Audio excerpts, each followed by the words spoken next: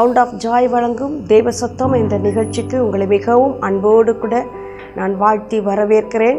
கர்த்தர் தாமே உங்கள் ஒவ்வொருவரையும் ஆசீர்வதிப்பாராக. தேவன் தாமே உங்களுடைய ஜெபத்திற்கு பதில் கொடுப்பாராக. இந்த நாளிலும் உங்கள் ஏக்கங்களை கர்த்தர் தீர்த்து வைப்பாராக. உங்கள் எல்லா கேள்விகளுக்கும் கர்த்தர் இன்றைக்கு பதில் கொடுத்து உங்கள் தலையை கர்த்தர் உயர பண்ணுவாராக என்று நான் வாழ்த்தி ஆசீர்வதிக்கிறேன். நாம் வேதத்திற்கு போவதற்கு முன்பாக ஒரு நிமிடம் நாம் கர்த்தரை நோக்கி பார்த்து நாம் ஜெபத்தை ஏறெடுக்கலாமா? தகப்பனே, நாங்கள் உம்மை துதிக்கிறோம் ஐயா, உம்மை ஸ்தோத்தரிக்கிறோம், உமக்கு நன்றி செலுத்துகிறோம். அப்பா, உமக்கு ஸ்தோத்திரம்ப்பா. தேவன் நீர் எங்களோடு கூட பேசுவீராக. நாங்கள் ஆண்டவரை கேட்கும்படி எங்களை உம்முடைய கரத்திலே ஒப்பு கொடுக்கிறோம். அப்பா, நீங்கள் பேசுங்கப்பா.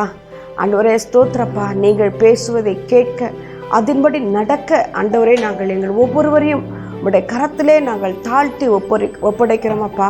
ஆண்டவரே ஸ்தோத்திரப்பா. தேவ சித்தத்தை எங்கள் வாழ்வில் தேவன் நீர் வெளிப்படுத்த வேண்டுமா ஜெபிக்கிறேன். ஆண்டவரே தகப்பனே, உமக்கு நன்றிப்பா. நன்றி ராஜா. பேசுகிறவர் நீங்கள் அல்ல, பிதாவின் ஆவியானவர் உங்களிலிருந்து பேசுவார் என்ற வார்த்தையின்படி இயேசு ராஜா நீர் பேசுவீராக. கர்த்தருடைய ஆவியானவர் என் மேல் இருக்கிறார், அவர் என்னை கொண்டு பேசினார் என்று சொல்வதை போல ஆண்டவரே நீர் எங்களை கொண்டு பேசுவீராக. உடைய கரத்தின் கிரிகளா எங்களை ஒப்புக் கொடுக்கிறோம். ஆசீர்வதியும் இயேசுவின் நாமத்தினால் ஜெபிக்கிறோம் ஜெபங்களும் நல்ல பிதாவே. ஆமென், ஆமென். இந்த நாளிலும் கூட தேவன் நம்மோடு கூட பேசும்படியாக நமக்கு கொடுக்கப்பட்டதான ஒரு வார்த்தை ஏசாயா 40வது அதிகாரம் 31வது வசனம். ஏசாயா 40வது அதிகாரம் 31வது வசனம். கர்த்தருக்கு காத்திருக்கிறவர்களோ புது பெலன் அடைந்து கழுகுகளைப் போல செட்டைகளை அடித்து எழும்புவார்கள். அவர்கள் ஓடினாலும் இளைப்படையார்கள், நடந்தாலும் சோர்ந்து போகார்கள். கர்த்தருக்கு காத்திருக்கிறவர்கள் புது பெலன் அடைவார்களாம். அவர்கள் கழுகுகளைப் போல செட்டைகளை அடித்து எழும்புவார்களாம். கழுகுகளைப் போல செட்டைகளை அடித்து எழும்ப வேண்டும் என்று சொன்னால், கர்த்தருடைய புது பெலன் நமக்குள்ளே வர வேண்டும் என்று சொன்னால், வேதம் தெளிவாய் சொல்லுகிறது, கர்த்தருக்காக காத்திருக்கிற ஒரு அனுபவம் தேவ பிள்ளைகளுடைய வாழ்க்கையில் தேவைப்படுகிறது. கர்த்தருக்கு காத்திருப்பது என்பது அவ்வளவு எளிதான ஒரு காரியம் அல்ல. அது கடினமான ஒரு காரியம். அது வலிகள் நிறைந்ததான ஒரு காரியம். கர்த்தர் ஒரு வாக்குத்தத்தத்தை ஆபிரகாமுக்கு கொடுத்தார்.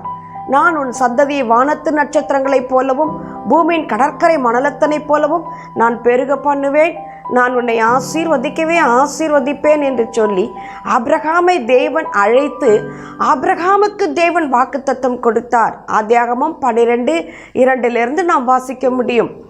ஆண்டவர் அழைக்கிறார், அழைத்து தேவன் ஆசீர்வதிக்கிறார். ஆசீர்வதிப்பது மாத்திரமல்ல, ஒரு வாக்குத்தத்தத்தை கொடுக்கிறார். அந்த வாக்குத்தத்தத்தை சுதந்தரிப்பதற்கு ஆபிரகாம் 25 ஆண்டுகள் அவன் பொறுமையோடு கூட காத்திருக்க வேண்டியதா இருந்தது. நீடிய பொறுமையோடு கூட அந்த வாக்குத்தத்தத்தை சுதந்தரித்துக் கொள்ளும்படி அவன் காத்துக்கொள்ள வேண்டியதா இருந்தது, காத்திருக்க வேண்டியதா இருந்தது. அப்படி காத்திருக்கிறதான வேலை மிகவும் எளிதான வேலை அல்ல. கிட்டத்தட்ட அவன் 25 ஆண்டுகள் தேவன் சொன்ன வாக்குத்தத்தத்தை சுதந்தரிக்க காத்திருந்தான். பல பாடுகளின் வழியாக கடந்து வர வேண்டியதாக இருந்தது. அந்த காலங்கள் நீண்ட காலமாக இருந்ததினாலே அவனுக்குள் சோர்வு வந்தது. உண்மைதான். இது வாக்குத்தத்தம் நிறைவேறுமா என்றதான ஒரு கேள்விக்குறிகள் நிச்சயம் அவனுடைய வாழ்க்கையிலே வந்திருக்கும். பல வேளைகளிலே தேவன் அவனோடு கூட இடைப்பட்டு மறுபடியுமாக வாக்குத்தத்தத்தை குறித்து மறுபடியும் தேவன் ஆபிரகாமோடு கூட பேசி ஆபிரகாமை திடப்படுத்துவதை நாம் அடுத்து வருகிற அதிகாரங்களிலே வாசிக்க முடியும். 15வது அதிகாரத்திலும் தேவன் அவனுக்கு வெளிப்படுகிறார். அப்பொழுது அவன் சொல்லுவான், ஆண்டவரே, என் வீட்டிலே வேலைக்காரனாய் இருக்கிற, என் வீட்டு விசாரிப்புக்காரனாய் இருக்கிற எலியேசரை ஆசீர்வதியும் ஆண்டவரே என்று சொல்லி அவன் கேட்பான். ஏன் என்று சொன்னால், வாக்குத்தத்தம் நிறைவேறுமா என்றதான ஒரு சந்தேகம். வயதாகிவிட்டதே, இனி எப்படி நிறைவேறப் போகிறது? ஆண்டவர் சொன்னார், உண்மைதான், ஆனாலும் நிறைவேறுமா என்றதான ஒரு சந்தேகம். ஆனாலும் ஆண்டவர் சொன்னார், உன் கர்ப்ப பிறப்பாகிய சந்ததியை கர்த்தர் நான் இவ்விதமாய் ஆசீர்வதிப்பேன் என்று சொல்லி மறுபடியும் தேவன் ஆபிரகாமோடு கூட பேசுகிற காரியங்களை வாசிக்க முடியும். ஏனென்று சொன்னால், காத்திருப்பது என்பது அவ்வளவு ஒரு கடுமையான ஒரு காரியம். கர்த்தருக்காக காத்திருக்கும் பொழுது தேவன் நமக்கு கொடுத்த வாக்குத்தத்தத்தை நாம் சுதந்திரிக்க வேண்டும் என்று சொன்னால் நாம் பொறுமையோடு கூட காத்திருக்க வேண்டும் என்று சொல்லி வேதம் சொல்லுகிறது. ஆபிரகாம் அப்படித்தான் பொறுமையோடு காத்திருந்தான். அப்படி காத்திருந்ததுனாலே அந்த வாக்குத்தத்தத்தை சுதந்திரித்து கொண்டான். அது மாத்திரமல்ல, விசுவாசிகளுக்கு அவன் தகப்பனாய் மாறினான். விசுவாசத்திற்கே தகப்பன் என்று சொல்லும்படி ஆபிரகாம் மாறினான். காத்திருக்கும் பொழுது தேவன் அந்த காத்திருக்குதலை தேவன் கனம் பண்ணுகிறார். அதை ஆண்டவர் காணாதவர் போல் விட்டு விடுகிறார் அல்ல.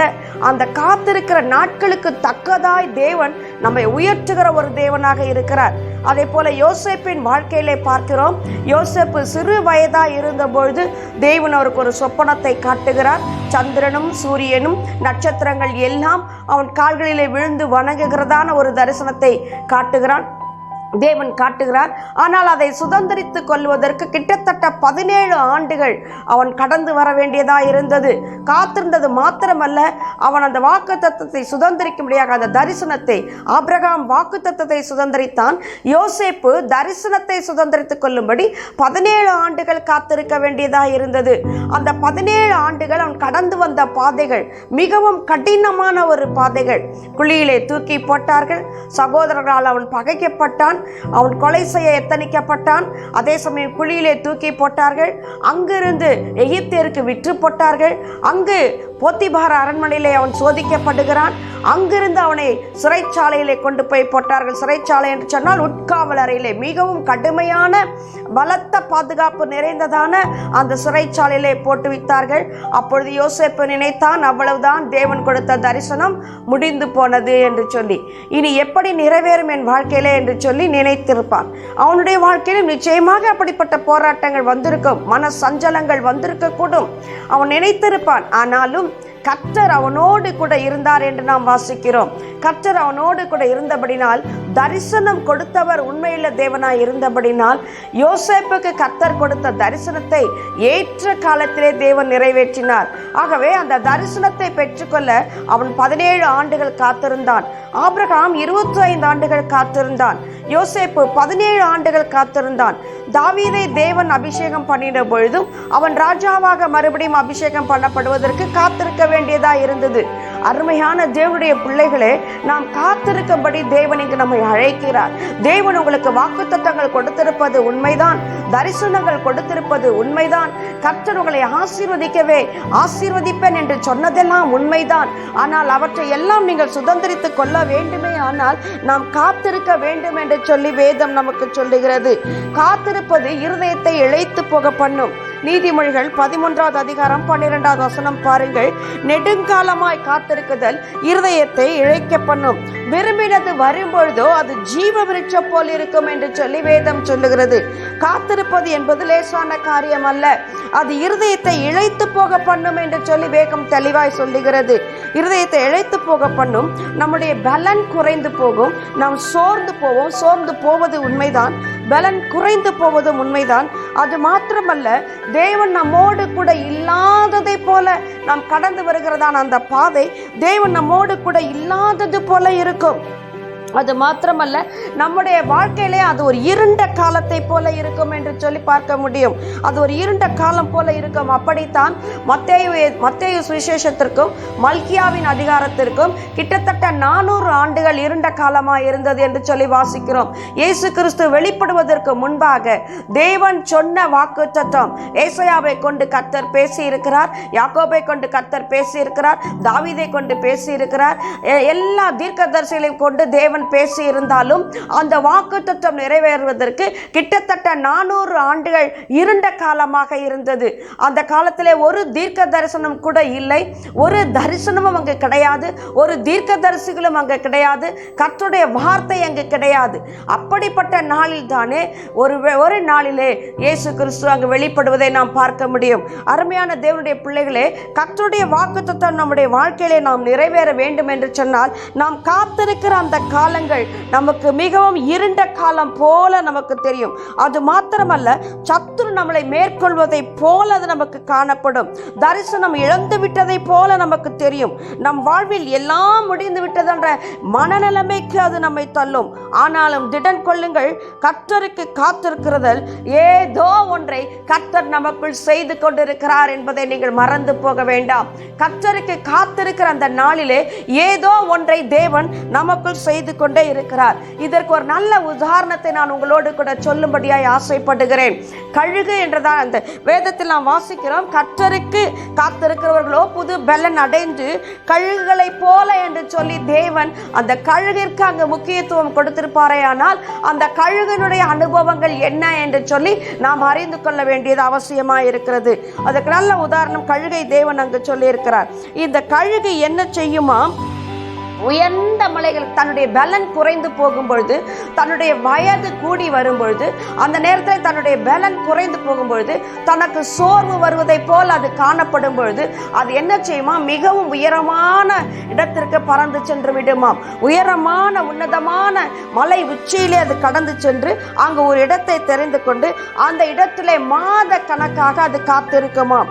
அப்படி காத்திருக்கும் பொழுது அது என்ன செய்யும் தெரியுமா, தன் சிறகுகளை தன் இறகுகளை ஒவ்வொன்றாக தானே அதை வைத்து பிடுங்கி தன்னுடைய சரீரத்திலிருந்து பிடுங்கி ஒவ்வொன்றாக கீழே போடும்.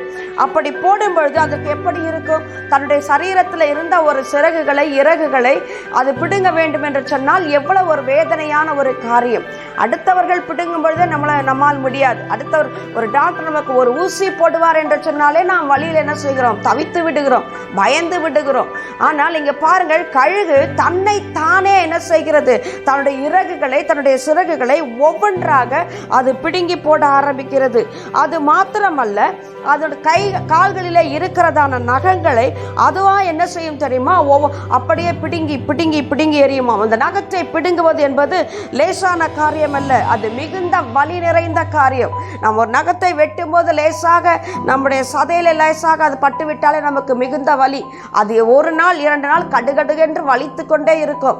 ஆனால் இந்த கழுகு என்ன செய்யுமாம், தன்னுடைய நகங்களை அது தானாக என்ன செய்யுமாம், அப்படியே பிடுங்கி எரித்து விடுமாம், பிடுங்கி எறிந்து விடுமாம். அது மாத்திரமல்ல, தன்னுடைய அழகு, கழுகுக்கு அழகே அந்த மூக்கு தான். அந்த அழகை என்ன செய்யுமா, மலையிலே மோதி மோதி மோதி அந்த கற்பாறையிலே அது மோதி மோதி மோதி அது உடைத்து, அது கொஞ்சம் கொஞ்சமாக அது உடைக்கப்பட்டு அது முற்றிலுமாக உடைத்து கீழே போட்டு விடுமாம். இப்பொழுது அது எப்படி இருக்கும் என்று சொல்லி யோசித்து பாருங்கள். அந்த கழுகு சிறகுகளை எல்லாம் இழந்து சரீரத்தில் இருக்கிற எல்லா இறகுகளையும் எடுத்து போட்டுவிட்டு அந்த நகங்கள் எல்லாம் பிக்கப்பட்டு ரத்தம் சொட்ட சொட்ட, சரீரம் எல்லாம் காயமாக அது ரத்தம் சொட்ட சொட்ட இருக்கும். அது மாத்திரமல்ல, அது மூக்கையெல்லாம் உடைத்து அந்த மூக்கையெல்லாம் அடிபட்டு அது எப்படி இருக்கும் என்று சொல்லி யோசித்து பாருங்களேன். அதை நினைத்து பார்க்கவே பயங்கரமாக இருக்கிறது. அது விரும்பத்தக்கதான ரூபம் இப்பொழுது அதற்கு இல்லை. அது எல்லாவற்றையும் இழந்து விட்டது. இழந்து போன நிலைமையிலே அந்த கழுகு மாத கணக்காக அப்படியே காத்திருக்குமா. எதற்காக தெரியுமா, தனக்குள்ளே தன்னுடைய சரீரத்திலே இனி புதிய சிறகுகள் முளைக்கும் வரை, புதிய நகங்கள் முளைக்கும் வரை அது அப்படியே மாத கணக்கிலே அப்படியே காத்து கொண்டே இருக்குமா. இப்பொழுது நன்றாக முடிகள் வளர்ந்த பின்பு, இறகுகள் வளர்ந்த பின்பு இனி அது என்ன செய்யும், தன்னுடைய செட்டைகளை மெதுவாக விரிக்க ஆரம்பிக்கும். அப்படி விரித்த பின்பு என்ன செய்யும், இப்பொழுது பறக்க ஆரம்பிக்கும். அது எப்படி தெரியுமா பறக்கும், இப்பொழுது அது பறக்க ஆரம்பிக்கிறது. தன்னுடைய சிறகுகள் எல்லாம் வந்துவிட்டது. அதனுடைய அழகுகள் எல்லாம் மறுபடியும் அழகாக பளபளப்பாக முந்தைய இருந்ததை விட மிக அழகாக நேர்த்தியாக பார்ப்பதற்கு வசீகர தோற்றமாக இப்பொழுது மாறிவிட்டது.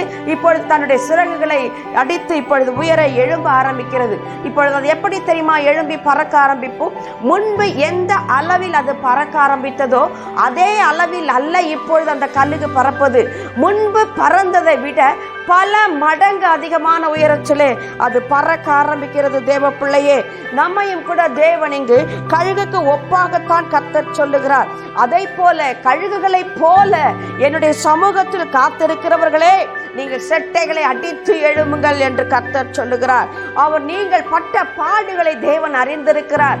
நீங்கள் அவருக்காக பட்ட வேதனைகளை கர்த்தர் அறிந்திருக்கிறார். அந்த உபத்திரவங்களை தேவன் அறிந்திருக்கிறார். நீங்கள் உபத்திர உபத்திரவப்பட்டு பாடுகள் பட்டு நிந்தனைக்கு உள்ளாகி அவமானத்திற்கு உள்ளாகி எல்லாவற்றையும் இழந்தவர்களாக இந்த கழுகை போல நீங்கள் தன்னைத்தானே ஒதுக்கி கொண்டு தனி அறைக்குள்ளே யார் முகத்தில் முழிக்க முடியாதபடி வெட்கப்பட்டு நிந்தனைக்கு உள்ளாகி உங்களை நீங்களே தாழ்த்தி கொண்டு இருக்கிறீர்களோ, எப்படி இந்த கழுகுக்கு கர்த்தர் அந்த அனுபவத்தை கொடுத்திருந்தாரோ அதை போலவே தேவன் உங்களையும் எழுப்பி பிரகாசிக்க செய்வார். எப்படி தெரியுமா?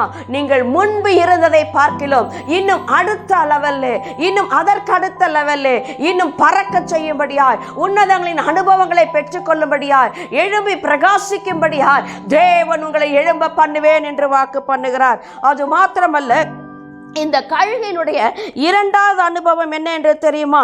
இந்த கழுகு தன் சத்துருக்கள் மேற்கொள்ள வரும்பொழுது அது எதிர்கொள்ளுகிற விதம் மிகவும் வித்தியாசமானதாக இருக்கிறது. இந்த கழுகு புது பலன் அடைகிறது. புது பலன் அடைந்து இப்பொழுது என்ன செய்கிறது என்று சொன்னால், அது சத்துருக்களை மேற்கொள்ளுகிற விதம் மிகவும் வித்தியாசமாக இருக்கிறது. இப்போ அதனோடு கூட போராடும்படி ஒரு காக்கா வருகிறது என்று வைத்துக் கொள்ளுங்களேன். ஒரு பறந்து சென்று கொண்டே இருக்கும்பொழுது ஒரு காக்கா எதிரே வருகிறது. இப்பொழுது அந்த காக்கா அந்த கழுகோடு கூட போராடும்படியாக எத்தனிக்கிறது. இந்த கழுகை கொத்தும்படியாக அது எத்தனிக்கிறது. அப்பொழுது கழுகு என்ன செய்யுமா? அந்த காக்காவை எதிர்கொள்ளாதாம், அதோடு கூட போரிடும்படியாக இந்த கழுகு போகாதாம். ஆனால் இந்த கழுகு என்ன செய்யுமா? அது இருக்கிற அந்த லெவலை விட அதிகமான உயரத்திற்கு அது செட்டைகளை அடித்து பறக்க ஆரம்பிக்குமாம். அப்படி பறக்கும் பொழுது இந்த காக்காவும் அந்த உயரத்திற்கு போகும்படியாக, அதனோடு கூட போரிடும்படியாக போகும்படியாக இந்த காக்காவும் எத்தனிக்கும். அப்படி எத்தனிக்கும் பொழுது என்ன நடக்கும் என்று சொன்னால், காக்காவிற்கு ஒரு குறிப்பிட்ட உயரத்திற்கு மேலாக பறக்க முடியாது. இது அறிவியல் ஆராய்ச்சியின்படி மிகவும் உண்மையான ஒரு காரியம். காக்காவிற்கு குறிப்பிட்ட உயரத்திற்கு மேல் அதற்கு பறக்க முடியாது. ஏனென்று சொன்னால் அங்க ஆக்சிஜன் மிக குறைவான லெவல்ல தான் அந்த ஆக்சிஜன் கிடைக்கிறது. அதனால அந்த காக்காவுக்கு மிக அதிகமான உயரத்திலே பறக்க முடியாது. அதனால் இந்த கழுகு என்ன செய்யும்? அதிகமான உயரத்திற்கு சென்றுவிடும். இது என்ன செய்யும்? இந்த காக்கா பறந்து பார்த்துவிட்டு இனி அதை மேற்கொள்ள முடியாது என்ற நிலை வரும்பொழுது அது கீழே வந்துவிடும். என்று சொன்னால் அது சுவாசிப்பதற்கு ஆக்சிஜன் அங்கு கிடைக்காது. ஆனால் கழுகு அப்படி அல்ல. கொஞ்சம் சுவாசம் கிடைத்தாலும், கொஞ்சம் ஆக்சிஜன் கிடைத்தாலும் அதை உட்கொண்டு அதனால் பறக்க முடியும். தேவன் அப்படிப்பட்ட ஒரு பலனை கர்த்தர் அதற்கு கொடுத்திருக்கிறார். அதே போல் தேவனுடைய பிள்ளைகளே, நீங்கள் சத்துருக்களை பார்க்கும் பொழுது நீங்கள் அதனோடு கூட போராட வேண்டிய அவசியம் இல்லை. நீங்கள் தேவ சமூகத்திலே காத்திருந்தால் போதும். கர்த்தர் உங்களை அதை பார்க்கல மிகவும் மேன்மையான அனுபவத்திற்குள்ளே தேவன் உங்களை கொண்டு வர உண்மை உள்ளவராயிருக்கிறார். தேவ பிள்ளையே, ஆகவே உங்கள் பலன் குறைந்து போனது, நாம் தோல்வி அடைந்து விட்டோம், தரிசனம் நிறைவேறவில்லை, தேவ பிரசன்னத்தை உணர முடியவில்லை, நன்மை செய்தால் அது எனக்கு தீமையாகவே வருகிறது, எந்த காரியத்தை செய்தாலும் அது எனக்கு தோல்வியாகவே முடிகிறது, எனக்கு எதிலே லாபம் இல்லை, எந்த பிசினஸை போய் நான் செய்ய போனாலும் அது எனக்கு நஷ்டத்தையே கொடுக்கிறது என்று சொல்லி நீங்கள் சொல்லுகிறீர்களோ, ஒருவேளை தேவனுடைய உங்களுடைய வாழ்க்கையிலே நல்ல காரியம் நடக்க வேண்டும் என்று இதுவரைக்கும் காத்து கொண்டிருக்கிறீர்கள், இன்னும் நடக்கவில்லை என்று சொல்லி நீங்கள் நினைத்துக் கொண்டிருக்கலாம். ஆகவே வேதம் சொல்லுகிறது, நீ கர்த்தருக்காக காத்திரு, தேவனுக்காக காத்திரு. எப்படி காத்திருப்பது? கழுகு எப்படி காத்திருந்தது? எப்படி நாம் தேவ சமூகத்திலே காத்திருக்க வேண்டும்? அதை நாம் பார்க்க போகிறோம். தேவ சமூகத்தில் அமர்ந்து தேவனை நோக்கி காத்திருப்பது என்றால் என்ன? தேவனை எப்படி தேடுவது? தேவனை தேடுகிற ஒரு காரியம்தான் தேவனுக்காக நாம் காத்திருப்பது. தேவ சமூகத்திலே நாம் காத்திருக்கும் பொழுது என்ன செய்கிறோம்? தேவனை தேடுகிறோம், தேவ முகத்தை நாம் தேடுகிறோம். அப்படி தேடுவதுதான் தேவனுக்காக காத்திருக்கிற ஒரு அனுபவம். மத்தேயு 6:33 சொல்லுகிறது, நீங்கள் தேவனையும் அவருடைய ராஜ்யத்தையும் அவருடைய நீதியும் தேடுங்கள் என்று சொல்லி வேதம் சொல்லுகிறது. அது மாத்திரமல்ல, ஏசாயா 55:6 சொல்லுகிறது, கர்த்தரை கண்டடையத்தக்க சமயத்திலே தேடுங்கள், அவர் சமீபமா இருக்கையில் அவரை நோக்கி கூப்பிடுங்கள் என்று சொல்லி வேதம் சொல்லுகிறது. கர்த்தரை கண்டடையத்தக்க சமயத்திலே நாம் கர்த்தரை தேட வேண்டும். அதிகாலையிலே தேடுவது, அந்தி சந்தி மத்தியான நேரங்களிலே தேடுவது, நடுஜாமங்களிலே தேடுவது, கர்த்தருக்காக காத்திருப்பது. அது மாத்திரமல்ல, நாம் உபவாசித்து நம்முடைய இருதயத்தை கிழித்து கொண்டு தேவனை தேடுகிற ஒரு அனுபவம் இருக்கிறது.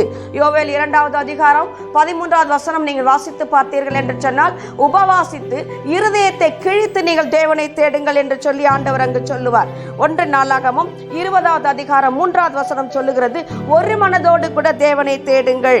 2 நாளாகமம் 34வது அதிகாரம் 3வது வசனம், யோசியா என்ற ராஜா தன்னுடைய 8 வயதிலே தேவனை தேடினான். தன் தகப்பனுடைய தாவீதின் தேவனை தேட அவன் ஆரம்பித்து 12ஆம் வருஷத்திலே என்ன செய்கிறான் தெரியுமா? அங்கு இருந்ததான மேடைகளை, தோப்புகளை, சுரூபங்களை, விக்கிரகங்களை அற்றுப்போகும்படி தேசத்தை சுத்திகரிக்கிறான். இந்த யோசியா என்றதான ஒரு ராஜா, அவன் 8 வயதாக இருக்கும் போது ராஜாவாக மாறுகிறான். அவன் ராஜாவாக மாறி என்ன செய்கிறான்? தன்னுடைய தாவீதின் தகப்பன் எப்படி தாவீது நடந்து கொண்டார், தன் தகப்பனாகிய தாவீது தேவனுக்கு உண்மையாக எப்படி நடந்து கொண்டாரோ, அவருக்கு பிரியமா எப்படி நடந்து கொண்டாரோ, அதை போல தானும் நடக்க வேண்டும் என்று சொல்லி அங்கு இருந்ததான விக்கிரகங்களுக்கு பலியிட்டு வந்ததான மேடைகளை, தோப்புகளை, சுரூபங்களை, விக்கிரகங்களை எல்லாவற்றையும் அழித்து அங்கு தேசத்தை சுதந்திரித்துக் கொள்ளுகிறான். தேவ பிள்ளைகளே, நீங்கள் தேவனுக்காக காத்திருக்கும் பொழுது நாம் உபவாசித்து வேதத்தை வாசித்து கர்த்தரை கண்டடையத்தக்க சமயத்திலே நாம் தேடும் பொழுது நாம் முதலாவது செய்ய வேண்டியது என்ன தெரியுமா? யோசியா ராஜாவை போல முதலாவது நாம் மேடைகளை தகர்த்தெறிய வேண்டும் என்று சொல்லி ஆவியானவர் இங்கு நமக்கு ஆலோசனை சொல்லுகிறார். எப்படி நாம் தகர்த்தெறிய வேண்டும்?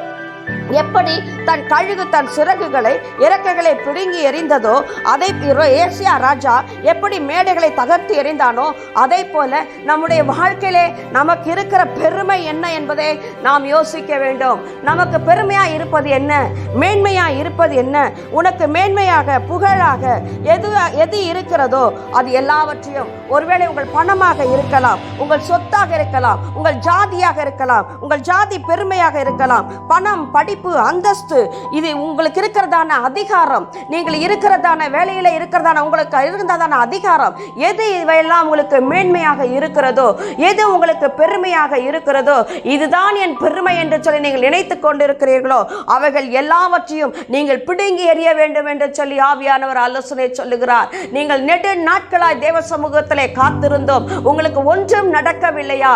இப்பொழுது உங்களை நீங்களே பரிசோதனை செய்ய வேண்டும் என்று சொல்லி ஆவியானவர் ஆலோசனை சொல்லுகிறார். நாம் என்ன செய்ய வேண்டும்? நமக்கு இருக்கிறதான பெருமையாய் தோன்றுகிறதான நம்முடைய சுயத்தை, நம்முடைய மேன்மையை நாம் பிடுங்கி எறிய வேண்டும் என்று சொல்லி தேவன் விரும்புகிறார். ஆகவே நீங்கள் அவற்றை என்ன செய்ய வேண்டும்? எல்லாவற்றையும் பிடுங்கி எறிந்துவிட்டு தேவனுக்கு முன்பாக நம்மை தாழ்த்துவதுதான் அந்த காத்திருக்கிறதான அது முக்கியமான ஒரு அம்சம். தேவனுக்கு முன்பாக நம்மை தாழ்த்துவது, நம்மை தாழ்த்தி அவருடைய பாதத்திலே விழுந்து கிடப்பதுதான் தேவனுக்காக காத்திருப்பது என்று நாம் சொல்லி வாசிக்க முடியும். தேவனுக்காக நீங்கள் காத்திருக்கும் பொழுது நம்முடைய பெருமைகள் எல்லாவற்றையும் நாம் உதறிவிட வேண்டும், நம்முடைய சுயத்தை நாம் உதறிவிட வேண்டும். இரண்டாவதாக அங்க யோசியா ராஜா என்ன செய்கிறான்? தோப்புகளை வெட்டினான் என்று சொல்லி பார்க்கிறோம். இந்த தோப்பு எதை குறிக்கிறது தெரியுமா? மார்க் 7வது அதிகாரம் 21வது வசனம் நீங்கள் வாசித்து பாருங்கள். அந்த இடத்துல இயேசு சொல்லுகிறார், பொல்லாத சிந்தனை, விபச்சாரம், வேசித்தனம், கொலைபாதகம், களவுகள், பொருளாசை, துஷ்டத்தனம், கபடுகள், காமவிகாரம், வன்கண், தூஷணம், பெருமை, மதிகேடு, இப்படிப்பட்ட காரியங்கள். தோப்பு என்று சொன்னால் ஒரு 100 தென்னந்தோப்பு இருந்தால், தென்னை மரங்கள் இருந்தால் அதை ஒரு தோப்பு என்று சொல்லுகிறோம். அப்பொழுது நம்முடைய இருதயத்திலே இப்படிப்பட்டதான பொல்லாத காரியங்கள் ஒரு தோப்பை போல இருக்கிறதை ஆவியானுடைய கண்கள் காண்கிறது. ஆகவே இவற்றை அழித்து போட வேண்டும் என்று சொல்லி தேவன் இங்கு நமக்கு ஆலோசனை கொடுக்கிறார். இது மனிதனுடைய இருதயத்தை தீட்டுப்படுத்தும் என்று சொல்லி மார்க் 7:22 வாசிக்க முடிகிறது. என்னை கேட்கிறதான தேவ பிள்ளைகளே, தேவனுக்காக காத்திருக்கிற உங்களுக்கு தேவனுடைய பதில் வர வேண்டும் என்று சொன்னால், தேவனுடைய நன்மைகளை நீங்கள் பெற்றுக்கொள்ள வேண்டும் என்று சொன்னால், முதலாவது உங்கள் சுயத்தை நீங்கள் உடைக்க வேண்டும், உங்கள் பெருமை நீங்கள் தரைமட்டமாக்க வேண்டும். இரண்டாவது, இப்படிப்பட்டதான பொல்லாத சிந்தனைகள், பொல்லாத காரியங்கள் உங்கள் இருதயத்தில் இருக்குமானால், வன்கண்கள், துஷ்டத்தனமான காரியங்கள், கபடுகள், பிறருக்கு விரோதமாய் பேசுகிறதான காரியங்கள், குற்றச்சாட்டுகள், பொறாமைகள், இப்படிப்பட்ட காரியங்கள் எல்லாவற்றையும் தேவன் இந்த வேளையிலே நீங்கள் நீங்கள் உடைத்து எறிய வேண்டும் என்று சொல்லி எதிர்பார்க்கிறார். காத்திருக்கதான அனுபவங்கள் இதுதான். நாம் காத்திருக்கும் பொழுது இப்படித்தான் நாம் காத்திருக்க வேண்டும் என்று சொல்லி வேதம் நமக்கு தெளிவாக சொல்லுகிறது. அது மாத்திரமல்ல, 3வது வாசிக்கிறோம், அவன் சுரூபங்களையும் விக்கிரகங்களையும் வெட்டினான் என்று சொல்லி. எசேக்கியேல் 8வது அதிகாரம் 10வது வசனம் சொல்லுகிறது, இதோ சகல விதமான ஊரும் பிராணிகளும் அருவருப்பான மிருகங்களுமாகிய இவைகளின் சுரூபங்களும் இஸ்ரவேல் வம்சத்தாராகிய நரகலான சகல விக்கிரகங்களும் சுவரிலும் இருந்தது, சுவரிலை சுற்றிலும் இருந்தது என்று சொல்லி எசேக்கியேல் இங்கு ஒரு தரிசனத்தை பார்க்கிறார். இது எதை குறிக்கிறது? ஊரும் பிராணிகள் அருவருப்பான மிருகங்கள் எங்க இருந்ததாம்? இஸ்ரவேல் சுவரிலே எழுதப்பட்டிருந்தது. இது எதை குறிக்கிறது? உங்கள் இருதயமாகிய சுவரிலே இவை எல்லாம் இருக்கிறதை தேவன் காட்டுகிறார். அதனால்தான் மத்தேயு 5வது அதிகாரம் 8வது வசனம் சொல்லுகிறது, இருதயத்தில் சுத்தமுள்ளவர்கள் பாக்கியவான்கள், அவர்கள் தேவனை தரிசிப்பார்கள் என்று சொல்லி. என்னை கேட்டுக்கொண்டிருக்கிற தேவ பிள்ளைகளே, இப்படிப்பட்டதான தேவனுக்கு பிரியமில்லாத இந்த காரியங்கள் எல்லாவற்றையும் நாம் நம்மை விட்டு அப்புறப்படுத்த வேண்டும் என்று சொல்லி வேதம் நமக்கு தெளிவாக சொல்லுகிறது. தேவன் வெறுக்கிற இவைகளை நீ உன்னை விட்டு பிடுங்கி போடு என்று சொல்லி கர்த்தர் சொல்லுகிறார். கழுகின் நகங்களை எப்படி அது கழுகு தன்னுடைய நகங்களை பிடுங்கி போட்டதோ அப்படித்தான் நீ உனக்குண்டான அந்த விக்கிரகங்களையும் அந்த சுரூபங்களையும் நீ உன்னை விட்டு பிடுங்கி எறிய வேண்டும் என்று சொல்லி கர்த்தர் சொல்லுகிறார். இது எதை குறிக்கிறது? 1 சாமுவேல் 15வது அதிகாரம் 23வது வசனம் வாசித்து பார்த்தீர்கள் என்று சொன்னால், இரண்டகம் பண்ணுதல் பில்லி சூனிய பாவத்திற்கும் முரட்டாட்டத்திற்கும் அவபக்திக்கும் விக்கிரக ஆராதனைக்கு சரியாய் இருக்கிறது. விக்கிரக ஆராதனை, இதை நீங்கள் பிடுங்கி எறிய வேண்டும். என்ன விக்கிரக ஆராதனை? தேவனுக்கு விரோதமாக நீங்கள் இரண்டகம் பண்ணுதல், இது பில்லி சூனிய பாவத்திற்கு ஒப்பாய் இருக்கிறது. முரட்டாட்டம் செய்வது, இது விக்கிரக ஆராதனைக்கு ஒப்பாக இருக்கிறது. வேதம் தெளிவாய் சொல்லுகிறது, விக்கிரக ஆராதனை என்னும் பொருளாசை, இவற்றை எல்லாவற்றையும் நீங்கள் பிடுங்கி எறிய வேண்டும் என்று சொல்லி வேதம் சொல்லுகிறது. அதனால் தான் சொல்லுகிறார், எரேமியா 50:4, யோவேல் 2:12, இப்படிப்பட்ட காரியங்களை எல்லாம் நீங்கள் உங்களை விட்டு அகற்றி உங்கள் இருதயங்களை கிழித்து நீங்கள் உபவாசித்து தேவனுடைய முகத்தை தேடி தேவ சமூகத்திலே நீங்கள் காத்திருந்து, இந்த கழுகு எப்படி தன்னுடைய சரீரத்தை அழித்து கொண்டு காத்து கொண்டிருக்கிறதோ அதை போல தேவனுக்கு பிரியமில்லாத இந்த காரியங்கள் எல்லாவற்றையும் நம்மை விட்டு அகற்றிவிட்டு பிடுங்கி எறிந்து விட்டு தேவ சமூகத்தில் நீங்கள் விழுந்து நீங்கள் காத்திருக்கும் பொழுது புது பலன் அடைவீர்கள் என்று சொல்லி வேதம் சொல்லுகிறது. இந்த புதிய பலன் என்றால் என்ன? நாம் அடுத்ததை வாசிக்கிறோம். புதிய பலன் என்றால் என்ன? புதிய பலன் என்றால் அது புதிய பலன் என்று வேதம் சொல்லுகிறது என்று சொன்னால், அப்படியானால் பழைய பலன் என்று ஒன்று இருந்திருக்க வேண்டும். அதனால்தான் அந்த பழைய பலன் போய் இப்பொழுது புதிய பலன் தரித்துக் கொள்ளுகிறார்கள் என்று சொல்லி வேதம் சொல்லுகிறது. அந்த பழைய பலன் என்ன, புதிய பலன் என்ன என்று சொல்லி பார்க்கிறோம். நான் இங்கு பழைய பலனை நான் குப்பி தைலத்துக்கு ஒப்பாக சொல்லுகிறேன். பழைய ஏற்பாட்டின் குப்பி தைலத்துக்கு ஒப்பாக சொல்லுகிறேன். இந்த புதிய பலத்தை புதிய தைலமாகிய கொம்பின் தைலத்திற்கு ஒப்பாக, புதிய ஏற்பாட்டின் பரிசுத்த ஆவிக்கு ஒப்பாக இந்த காரியத்தை சொல்லும்படி நான் ஏவப்படுகிறேன். ஹல்லேலூயா சொல்லுங்கள். பழைய பலன் என்பது இது குன்றி போகிற ஒரு அனுபவம். பழைய பலன் நம்மை விட்டு கடந்து போகிறபடியினால் தான் கர்த்தர் அங்கு காத்திருந்து புதிய பலனை பெற்றுக் கொள்ளுங்கள் என்று சொல்லுகிறார். இந்த பழைய தைலத்திற்கு ஒப்பாக ஒரு நான் உதாரணத்தை சொல்ல விரும்புகிறேன். பழைய தைலம் குப்பி தைலம். இந்த தைலம் யாருக்கு கொடுக்கப்பட்டது? சவுல் என்றதான அழைக்கப்பட்ட அந்த ராஜாவுக்கு குப்பியின் தைலத்தினாலே அங்கு அபிஷேகம் கொடுக்கப்படுகிறது. 1 சாமுவேல் 10வது அதிகாரம் 1வது வசனம் நீங்கள் வாசித்து பார்த்தீர்கள் என்று சொன்னால், குப்பி தைலத்தை எடுத்து சவுலை ராஜாவாக சாமுவேல் அங்கு அபிஷேகம் பண்ணுகிற ஒரு காரியத்தை நாம் பார்க்க முடிகிறது. குப்பி தைலத்தை எடுத்து தேவன் அவரை அங்கு ராஜாவாக அபிஷேகம் பண்ணினார். ஆனால் இந்த சவுலோ, குப்பி தைலத்தினால் அபிஷேகிக்கப்பட்ட இந்த சவுலோ தேவனுடைய இருதயத்துக்கு ஏற்றவனாக காணவில்லை. தேவ சித்தத்தை நேர்த்தியாக சரியாக செய்த நபராக இந்த சவுல் தேவனுக்கு முன்பாக வாழவில்லை. தேவனுக்கு பிரியமில்லாத காரியங்களை செய்தான் என்று சொல்லி நாம் வாசிக்கிறோம். 1 சாமுவேல் 13ஆம் அதிகாரத்திலே வாசிக்கும் பொழுது சாமுவேல் பலி செலுத்தும்படி சவுலை அங்கு காத்திருக்க சொல்லுகிறார். ஆனால் இங்கு சவுல் 7 நாள் காத்திருக்கிறார். அந்த 13வது அதிகாரம் வாசித்து பாருங்கள், அப்பொழுது உங்களுக்கு புரியும். அந்த 7 நாள் காத்திருந்து விட்டு சாமுவேல் அங்கு வரவில்லை என்று சொல்லி சவுல் என்ன செய்கிறார்? தானாக முன் வந்து பலி செலுத்த தன்னை அதாவது துணிகரம் கொண்டு தேவ சமூகத்திலே துணிகரம் கொண்டு பலி செலுத்தும்படி போய் அங்கு பலி செலுத்துகிறதான ஒரு காரியத்தை வாசிக்க முடியும். பலி செலுத்துவது ஆசாரியர்களுக்கு உரியது.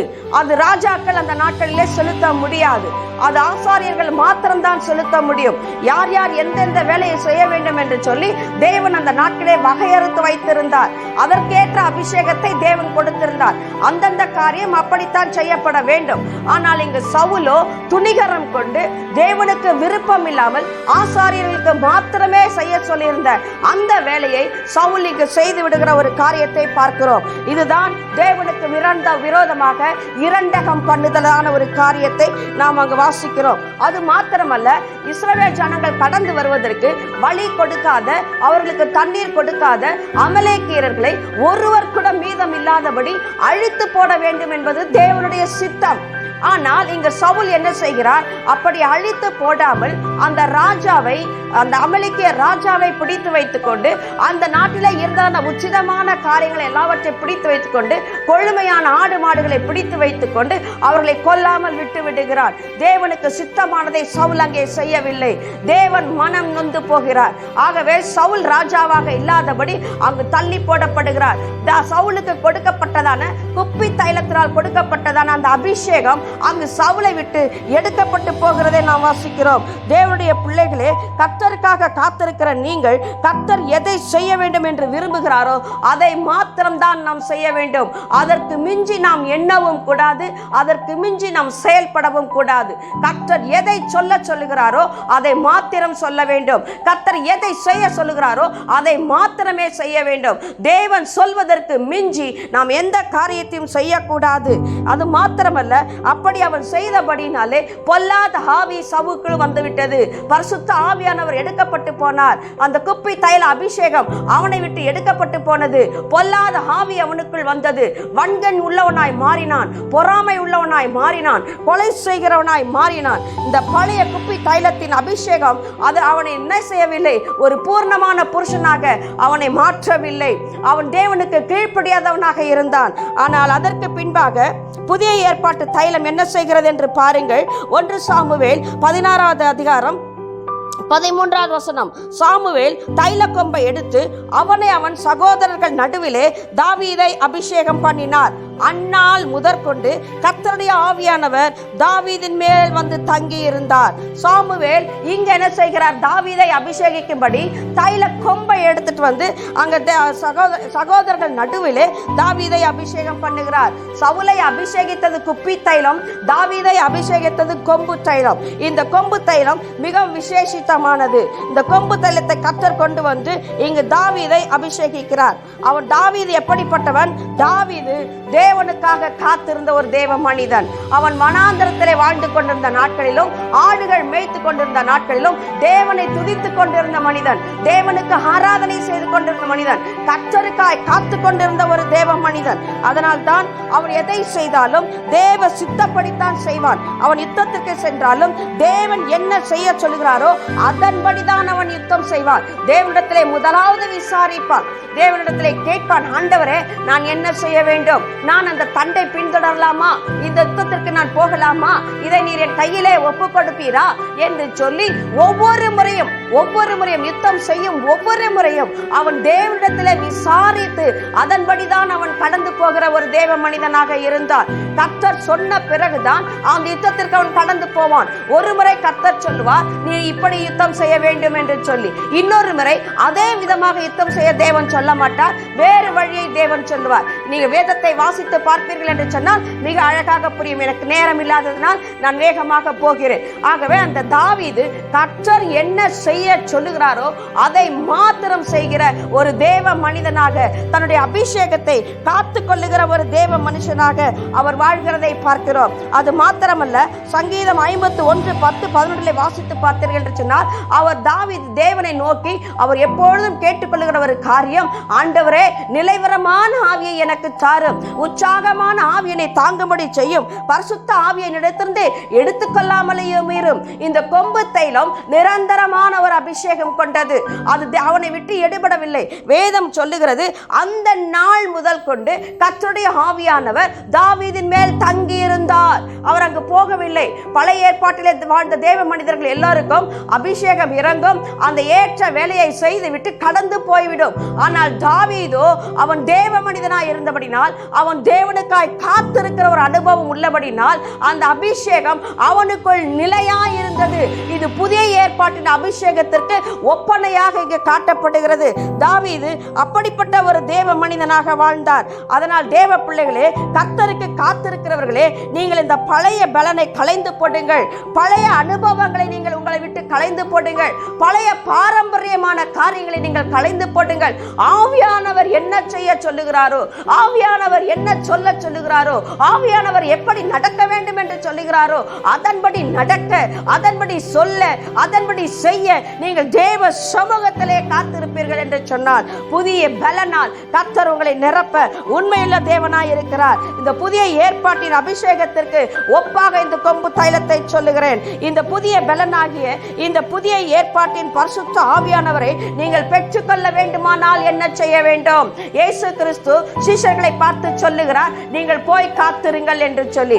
ஆனால் இவர்கள் அதற்கு முன்பாக சீஷர்கள் எப்படி இருந்தார்கள்? சீஷர்கள் மேல் தேவன் ஒரு நாளிலே இயேசு கிறிஸ்து அவர்களை அழைத்து அவர்கள் மேல் பரிசுத்த ஆவியை ஊதி ஊழியத்திற்கு அனுப்பி வைக்கிறார். ஆனாலும் இந்த அவர் மேல் ஊதப்பட்ட இந்த அபிஷேகத்தினால் சீஷர்கள் நிலையாக நின்றார்களா என்று சொல்லி கேட்டால் இல்லை.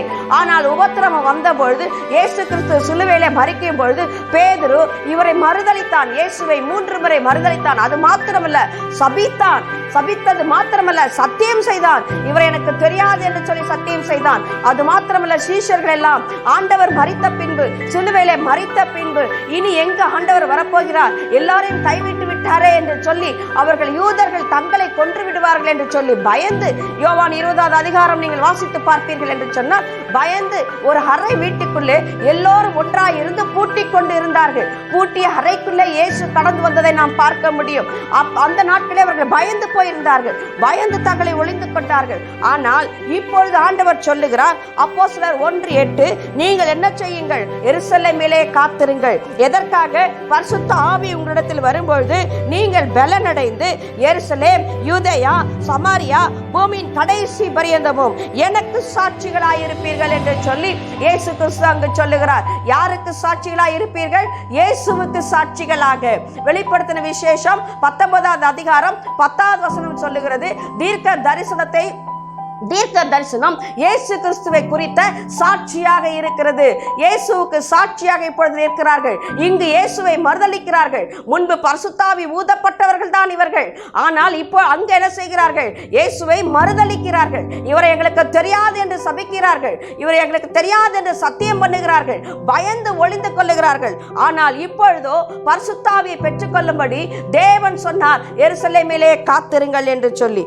அப்பொழுது இவர்கள் மேல் வீட்டு அறையிலே காத்திருக்கிறார்கள். பரிசுத்த ஆவியானவரை இவர்கள் பெற்றுக் கொள்ளுகிறார்கள். பரிசுத்த ஆவியானவரை பெற்றுக்கொண்ட பின்பு இவர்கள் வாழ்க்கையை நீங்கள் வாசித்து பார்ப்பீர்கள் என்று சொன்னால், எங்கும் சீஷர்கள் தேவனை மறுதலிக்கவில்லை.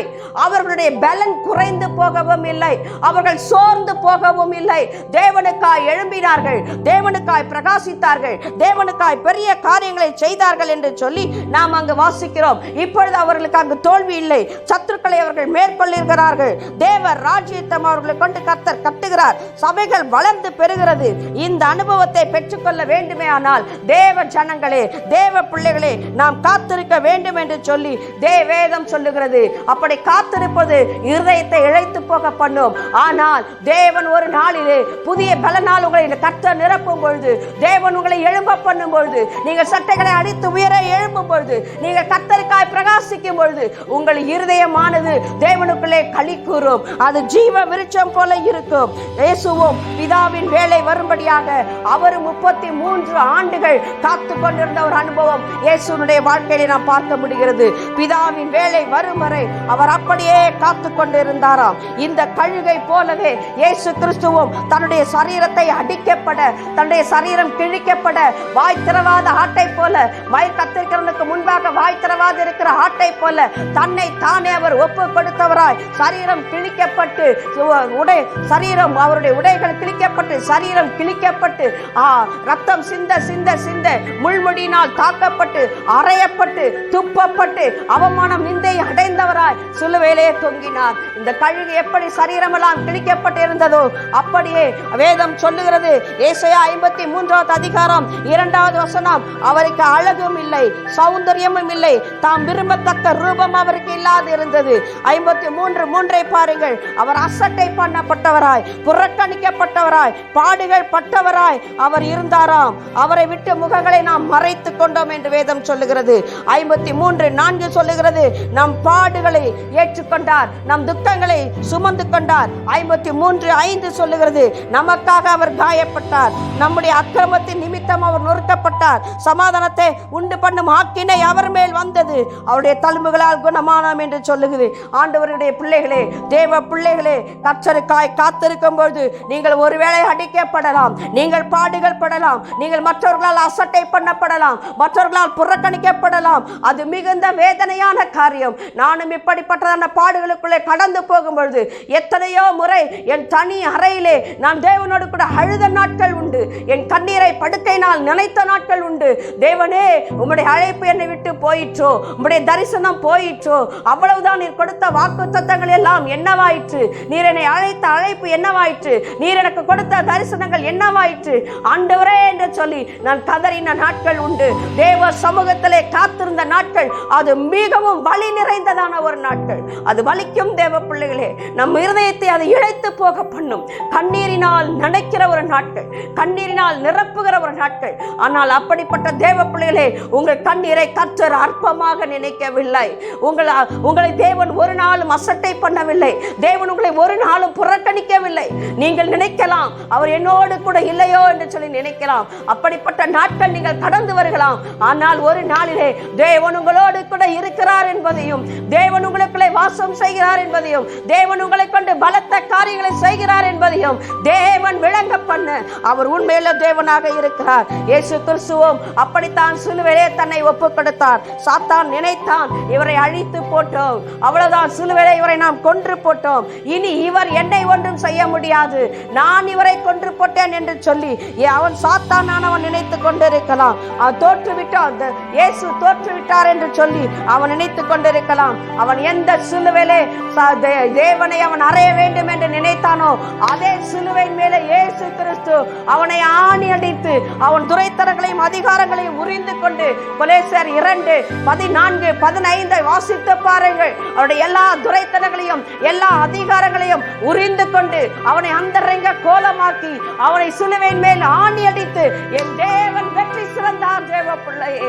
அவன் நினைத்துக் கொண்டிருக்கலாம், இயேசுவை கொன்று விட்டோம் என்று சொல்லி, இயேசுவை சிலுவையிலே அறைந்து விட்டோம், அவருடைய கைகள் கால்கள் எல்லாவற்றையும் நான் அறைந்து விட்டேன், அவர் தலையை முள்முடியினால் அறைந்து விட்டேன், இனி அவர் என்னை ஒன்றும் செய்ய முடியாது என்று சொல்லி அவன் நினைத்து கர்ஜித்துக் கொண்டிருந்திருக்கலாம். ஆனால் தேவனுடைய பிள்ளைகளே, எந்த சிலுவையை கொண்டு சாத்தான் இயேசுவை அழிக்க நினைத்தானோ அதே சிலுவையிலே என் தேவன் அவனை அடித்து போட்டார், அவனை நிர்வாணியாய் தொங்க வைத்து விட்டார். மரணமே உன் கூர் எங்கே, பாதாளமே உன் ஜெயம் எங்கே என்று சொல்லி மரணத்தை தேவன் ஜெயமாக விழுங்கினார். அது மாத்திரமல்ல, 3ஆம் நாள் அவர் சொன்னபடியே உயிர் தெழுந்தார். இப்பொழுது பழைய பலன் அல்ல, பரிசுத்த ஆவியானவருடைய உயிர் தெழுந்த உன்னத பலனை அவர் பெற்றவராய், ஒருவரால் அந்த கல்லறைக்குள் அவரை அடக்கி போட முடியவில்லை, சாத்தானால் அவரை தடுத்து நிறுத்த முடியவில்லை. அங்கு கல்லறை திறந்தது. அது கல்லறை மாத்திரமல்ல, இயேசு கிறிஸ்து உயிர் தெழுந்த பொழுது பரிசுத்தவான்களுடைய கல்லறைகள் எல்லாம் திறந்தது என்று வேதத்திலே வாசிக்கிறோம். அவர்கள் எல்லாரும் எழுந்தார்கள், நகரத்திற்குள்ளே சென்று இயேசுவை குறித்து சாட்சி கொடுத்தார்கள் என்று பார்க்கலாம். அருமையான தேவனுடைய பிள்ளைகளே, கர்த்தருக்காய் காத்திருக்கிற தேவ பிள்ளைகளே, கர்த்தருக்காய் காத்திருக்கிற ஊழியக்காரர்களே, கர்த்தருக்காய் காத்திருக்கிற தேவ சபையே, நீ தேவனுக்கு காத்திருப்பீர்கள் என்று சொன்னால், அவருடைய முகத்தை மாத்திரமே நோக்கி பார்த்திருப்பீர்கள் என்று சொன்னால், ஓ, நீங்கள் கடந்து வந்த பாதைகளை தேவன் மறக்கிற தேவன் அல்ல.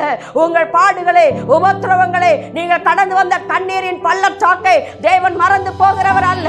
எப்படி இயேசு கிறிஸ்து சிலுவையின் மேல் வெற்றி சிறந்தாரோ, எப்படி 3ஆம் நாள் சொன்னபடியே உயிர் தெழுந்தாரோ, அந்த உயிர் தெழுந்த வல்லமை, அந்த புதிய பலன், அந்த கொம்பு தைலம், புதிய ஏற்பாட்டின் அந்த புதிய அபிஷேகம் இப்பொழுது உங்கள் மேல் இறங்கி வருகிறது. வருகிறது. பெற்றுக்கொள் தேவ பிள்ளையே.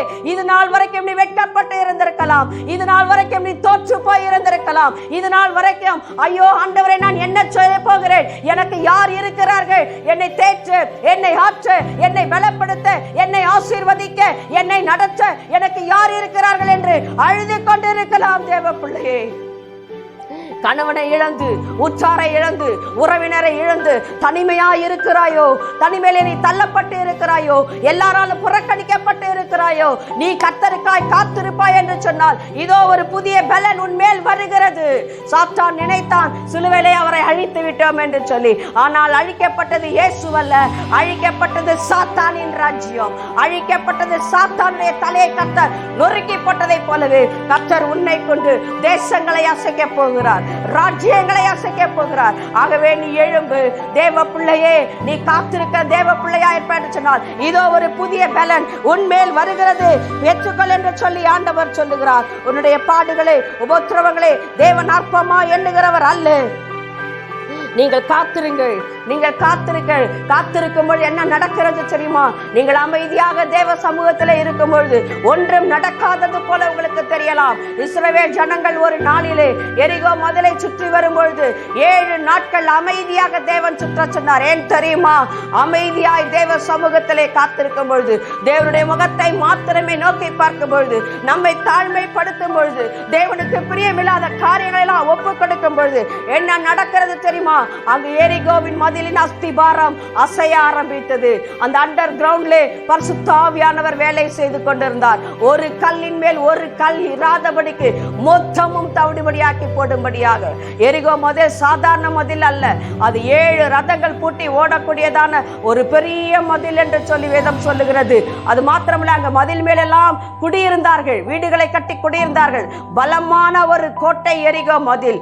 அந்த மதிலை கர்த்தர் ஒரே இரவிலே தானே அந்த பரிசுத்த ஆவியானவர் அஸ்திபாரங்களுக்கு கீழாக வேலை செய்கிறவராய் பார்க்கிறோம். தேவ பிள்ளைகளே, ஒன்றும் நடக்காததை போல உங்களுக்கு தெரியலாம். திடீரென்று ஒரு நாளிலே நீங்கள் எழும்புவீர்கள், உங்கள் சட்டைகளை அடிப்பீர்கள், உங்களுக்குள்ளே புதிய பலன் வந்திருப்பதை நீங்கள் உணர்வீர்கள். எப்படி அந்த கழுகு காத்திருந்து சட்டைகளை அடித்து உயர எழும்புகிறதோ, முன்பு பறந்த அந்த அனுபவத்தை காட்டிலும் அதிகமான பலத்தினாலே எழும்பி பறக்க ஆரம்பித்ததோ, அதை போலவே கர்த்தருக்கு காத்திருக்கிறவர்கள் கர்த்தருடைய உயிர் தெழுந்த வல்லமையை பெற்றுக்கொண்டு, அந்த அக்கினியை பெற்றுக்கொண்டு, அந்த அக்கினியின் அபிஷேகத்தை பெற்றுக்கொண்டு கர்த்தருக்காய் எழும்புவீர்கள். ஒன்று உங்களை தடை செய்ய முடியாது. அது மாத்திரமல்ல, எந்த சத்துருக்கள் உங்களை ஏசினார்களோ, எந்த சத்துருக்கள் உங்களுக்கு விரோதமாய் வந்தார்களோ, அந்த சத்துருக்களோடு நீங்கள் போராடும்படியாக அல்ல, அந்த சத்துருக்களுடைய கண்கள் காணும்படியாக உங்களுக்கு ஒரு பந்தியை கர்த்தர் ஆயத்தப்படுத்தி உங்கள் தலையை எண்ணெயால் அபிஷேகம் பண்ணி உங்கள் பாத்திரம் நிரம்பி வழிய செய்து தேவன் உங்களை உன்னத அனுபவத்திற்கு நேராக வல்லமையோடு கூட எழுப்பி பிரகாசிக்கிற சூரிய வெளிச்சத்தை போல தேவன் உங்களை எழும்ப பண்ண அவர் உண்மையில தேவனாகவே இருக்கிறார். சத்துருக்களுடைய கண்கள் பார்க்க நீங்கள் உயரே எழும்புவீர்கள். பேசின சத்துருக்கள் அங்கேயே நின்று கொண்டிருப்பார்கள். ஆனால் நீங்களோ உயர உயர உயர உயர மகிமையின் மேல் மகிமை அடைந்தவர்களாய், மறுரூபமானவர்களாய், கர்த்தருக்காய் எழும்புகிறவர்களாய், தேசங்களை அசைக்கிறவர்களாய், ராஜ்யங்களை அசைக்கிறவர்களாய், என் தேவனுக்காய் பலத்த காரியங்களை செய்கிறவர்களாய். ஹல்லேலூயா சொல்லுங்கள். தேவன் அற்பமான உங்களை கொண்டு, ஒன்றுக்கு உதவாத உங்களை கொண்டு பலவீனன் என்று சொல்லுகிறீர்களா? ஞானமில்லை என்று சொல்லுகிறீர்களா? நான் ஒன்றுக்கு உதவாதவன் என்று சொல்லுகிறீர்களா? கர்த்தருக்கு முன்பாக தாழ்மைப்பட்டு கிடக்கிறீர்களா? அந்த தாழ்மையை கர்த்தர் பார்க்கிறார், அந்த தாழ்மையை கர்த்தர் பார்க்கிறார். அவர் உங்களை உயர உயர்த்துகிறார், அவர் உங்களை கனப்படுத்துகிறார். கர்த்தர் சொல்லுகிறார், என்னை கனப்படுத்துகிறவனை நான் கனப்படுத்துவேன், என்னை பெருமைப்படுத்துகிறவனை நான் பெருமைப்படுத்துவேன். கர்த்தர் உங்களை கனம் பண்ண, உங்கள் பேரை பெருமைப்படுத்த, தேவன் உங்களை உயர்த்த, வல்லமையாய் எழும்பி தேவனை பிரகாசிக்க தேவன் உங்களுக்கு போதுமானவராய் இருக்கிறார். ஆகவே ஒரு நிமிடம் நாம் எல்லோரும் கர்த்தரை நோக்கி பார்க்கலாமா? தகப்பனே, நாங்களும் ஸ்தோத்திரிக்கிறோம். சிலுவையிலே இயேசு வெற்றி சிறந்தார். நமக்காக வெற்றி சிறந்தது மாத்திரமல்ல, அந்த அதிகாரங்கள் எல்லாவற்றையும் தேவன் நம்முடைய கரத்திலே ஒப்பு கொடுத்திருக்கிறார். ஆகவே கலங்காதே தேவ பிள்ளையே, நீ காத்திருப்பது வீணாய் போகவில்லை. நீ காத்திருந்த காத்திருந்தது வீணாய் போகவில்லை. நீ கர்த்தருக்காய் காத்திருந்ததை கர்த்தர் அறிவார். உன் வேதனையான வாழ்க்கையை தேவன் அறிவார். நீ கடந்து வந்த பாதையை கர்த்தர் அறிவார். நீ கடந்து வந்த பாதையெல்லாம் தேவனாகிய கர்த்தர் உன்னோடு கூட இருந்தார். அவர் சொல்லுகிறார், கர்த்தருக்கு காத்திருக்கிறவர்கள் புது பலன் அடைந்து சட்டைகளை அடித்து எழும்புவார்கள். அவர்கள் ஓடினாலும் களைப்படையார்கள், நடந்தாலும் இளைப்படையார்கள். நீ இளைத்து போவது இல்லை, நீ சோர்ந்து போவது இல்லை, உன் பலன் குன்றி போவது இல்லை. ஆகவே பலன் கொண்டு திடமனதாயிரு. நீ எழும்பு, கர்த்தர் உன்னோடு கூட இருக்கிறார். கர்த்தர் உன்னை மகிமைப்படுத்துகிற வேளை வந்தது. கர்த்தருடைய வேளை வந்தது. பிதாவின் வேளை வந்த பொழுது இயேசு கிறிஸ்து தனக்கு சொன்ன எல்லா காரியத்தையும் முடித்து ஜெயித்தெழுந்து எப்படி போனாரோ அதே ஜெயத்தை தேவன் நமக்கு கொடுத்திருக்கிறபடினால் முற்றும் முடிய ஜெயம் பெறுகிறாயே, நாமும் ஜெயம் பெற்றவர்களாய் இருக்கிறோம். ஹல்லேலூயா. Thank you Lord. உமக்கு நன்றி ராஜா. நன்றி அப்பா. தகப்பனே, உம்முடைய சமூகத்திலே உமக்காக காத்திருக்கிறவர்களுக்காக நாங்கள் ஜெபிக்கிறோம் அப்பா. உமக்காய் காத்திருக்க எங்களை ஒப்புக் கொடுக்கிறோம். இவ்வளவு நாட்கள் நாங்கள் காத்திருக்கவில்லை என்றாலும் இன்றைக்கு இந்த வார்த்தைகளை கேட்டதுபடி ஆண்டவரே எங்களை காத்திருக்க நாங்கள் ஒப்புக் கொடுக்கிறோம். தேவ சமூகத்தில் எங்களை அர்ப்பணிக்கிறோம், எங்களை தாழ்த்துகிறோம். தேவனுக்கு பிரியமில்லாத எல்லாவற்றையும் எங்களை விட்டு நாங்கள் பிடுங்கி எறிகிறோம். தேவ சித்தம் இல்லாத எல்லாவற்றையும் நாங்கள் பிடுங்கி எறிகிறோம். நீர் விரும்பாத பாவங்களை பிடுங்கி எறிகிறோம். நீர் விரும்பாத பெருமைகளை பிடுங்கி எறிகிறோம். நீர் விரும்பாத மேட்டிமைகளை பிடுங்கி எறிகிறோம். உம்முடைய சமூகத்திலே எங்களை தாழ்த்துகிறோம். கர்த்தாவே, உம்முடைய வாக்குத்தத்தம் நிறைவேற உம்முடைய சமூகத்திலே காத்திருக்கிறோம். அப்படி காத்திருக்கிற பிள்ளைகள் மேல் இன்றைக்கு ஒரு புதிய பலன் இறங்குவதாக. Right now lord, right now lord. இதே வேளையிலே தானே பரிசுத்த ஆவியானவரே, உம்முடைய உன்னதத்தின் பலன் கேட்டுக்கொண்டிருக்கிற ஒவ்வொருவர் மேலும் இறங்குவதாக. ஒரு புதிய பலன் இறங்குவதாக. சோர்ந்து போனவர்களுக்கு சத்துவம் உண்டாவதாக. பலவீனமா இருக்கிறவர்களுக்கு தேவ பலன் இறங்குவதாக. கர்த்தாவே, நீர் ஆசீர்வதிப்பீராக. ராஜ்யங்களை அசைக்கிறவர்களாய் கர்த்தர் தெரிந்து கொள்வீராக. உடைய கரத்திலே ஒப்புக் கொடுக்கிறோம். ஆசீர்வதியும் இயேசுவின் நாமத்தில் பிதாவே. ஆமென், ஆமென். அருமையான தேவனுடைய பிள்ளைகளே, இந்த செய்தி உங்களுக்கு மிகவும் ஆசீர்வாதமாக இருக்கும் என்று கர்த்தருக்குள் விசுவாசிக்கிறோம். இந்த செய்திகள் மூலமாக நீங்கள் மிகவும் ஆசீர்வதிக்கப்பட்டிருப்பீர்கள். அப்படி ஆசீர்வதிக்கப்பட்டவர்கள் எங்களோடு கூட தொடர்பு கொள்ளுங்கள். தொடர்ந்து நாங்கள் உங்களுக்காக ஜெபிக்க நாங்கள் காத்துக்கொண்டு இருக்கிறோம். கர்த்தர் தாமே உங்களை ஆசீர்வதிப்பாராக. ஆமென்.